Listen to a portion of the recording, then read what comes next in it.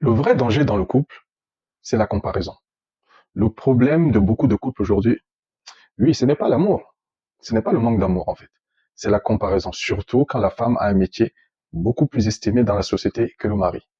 C'est souvent le jour où on commence à mesurer l'autre, son conjoint ou sa conjointe, à classer, à juger, à se demander qui vaut plus que l'autre, qui gagne plus que l'autre, qui fait un métier beaucoup plus honorable. Et à partir de là, le danger commence. Parce que dès qu'il y a comparaison, il y a automatiquement un complexe qui va arriver. Ta femme est médecin, très bien, mais elle a une intelligence certaine dans son domaine. Elle a étudié le corps humain, les maladies, les soins.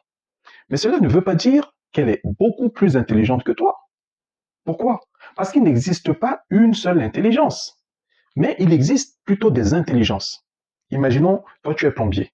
Tu comprends les circuits, la pression, les systèmes, les réparations. Tu vois ce que beaucoup ne voient pas.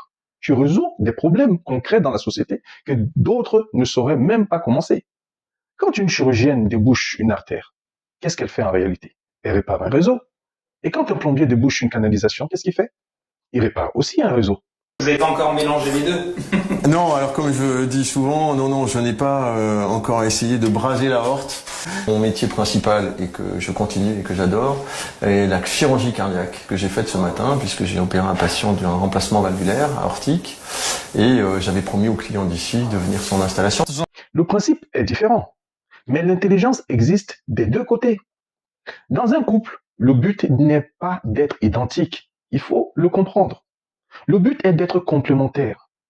Mais aujourd'hui, beaucoup cherchent l'égalité parfaite.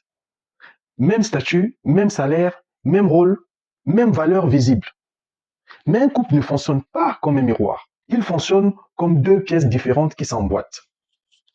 La force du couple, ce n'est pas nous sommes pareils. C'est plutôt nous sommes différents, mais nous avançons ensemble.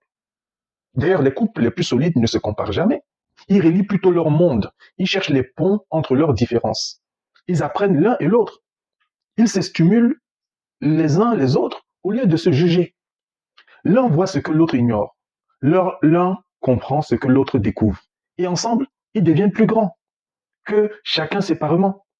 Alors, mon conseil, oublie cette idée d'égalité qu'on t'a vendue parce que chercher à être égal crée forcément la rivalité dans le couple. Comprendre la complémentarité crée au contraire l'unité. Dans un couple, tu ne dois pas être au-dessus.